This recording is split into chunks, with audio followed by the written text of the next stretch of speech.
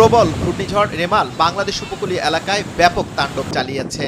ঘূর্ণিঝড়টি উপকূল ছোঁয়ার আগেই পটুয়াখালী ও সাতক্ষীরায় 2 জন মারা গেছে। রেমালের প্রভাবে বৃষ্টির সঙ্গে ঝড়ে ঘরবাড়ি, দোকানপাট তছনছ হয়েছে, ভেঙে পড়েছে গাছপালা।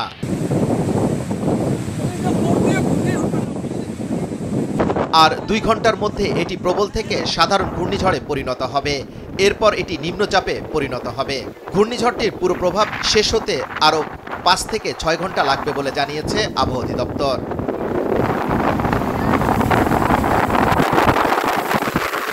বঙ্গোপসাগরে সৃষ্ট ঘূর্ণিঝড়টি 26 মে রাত 8টার দিকে বাংলাদেশ উপকূলে আঘাত আনে। এরপর উপকূল থেকে শুরু করে সারা দেশে বৃষ্টি শুরু হয়। আজ সকাল 8টার দিকে আবহাওয়া অধিদপ্তরের আবহাওয়াবিদ মোহাম্মদ আবুল কালাম মল্লিক বলেন, ঘূর্ণিঝড় রেমালের কেন্দ্র বাংলাদেশ উপকূল অতিক্রম করেছে।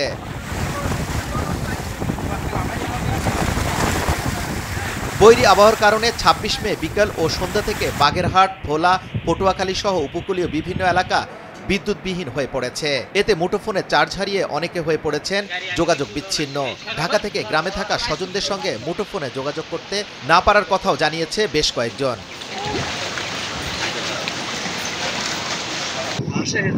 ঘূর্ণিঝড়ের তাণ্ডবে উপকূল অঞ্চল ব্যাপক ক্ষয়ক্ষতির খবর পাওয়া গেছে। বাঁধ ভেঙে প্লাবিত হয়েছে গ্রামের পর গ্রাম। জলোচ্ছ্বাসে তলিয়ে গেছে পুরো সুন্দরবন। 15 জেলায় 8 থেকে 12 ফুট উচ্চতার জলোচ্ছ্বাসে প্লাবিত হওয়ার আশঙ্কা রয়েছে। ঝড়ের তোড়ে উপড়ে গেছে অনেক গাছপালা, বিধ্বস্ত হয়েছে ঘরবাড়ি। মোংলা ও পায়রা বন্দর সহ 9 জেলায় 10 নম্বর মহাবিপদ সংকেত, 4 জেলায় 9 নম্বর মহাবিপদ সংকেত দেখিয়ে যেতে বলা হয়েছে। দুর্গত কবলিত এলাকায় মানুষদের জন্য 9000 আশ্রয় কেন্দ্রে পর্যাপ্ত খাবার এবং চিকিৎসা সামগ্রী মজুদ রাখা হয়েছে। আবহাওয়া অধিদপ্তরের বিশেষ বিজ্ঞপ্তিতে বলা হয়েছে, প্রবল ঘূর্ণিঝড় রেমাল উত্তর দিকে অগ্রসর হয়ে মোংলার দক্ষিণ পশ্চিম দিক দিয়ে পশ্চিম খেপুপাড়ার উপকূল অতিক্রম করেছে। প্রবল ঘূর্ণিঝড়ের কেন্দ্রে 64 কিলোমিটারের মধ্যে বাতাসের একটানা গতিবেগ ঘন্টায় 90 কিলোমিটার, যা দমকা অথবা ঝড়ো হাওয়া আকারে 120 কিলোমিটার পর্যন্ত বৃদ্ধি পাচ্ছে।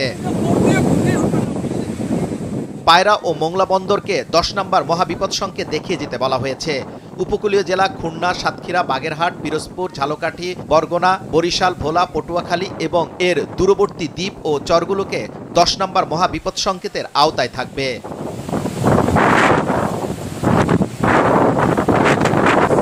যুবরাজ ফয়সাল, ভোরের কাগজ, ঢাকা।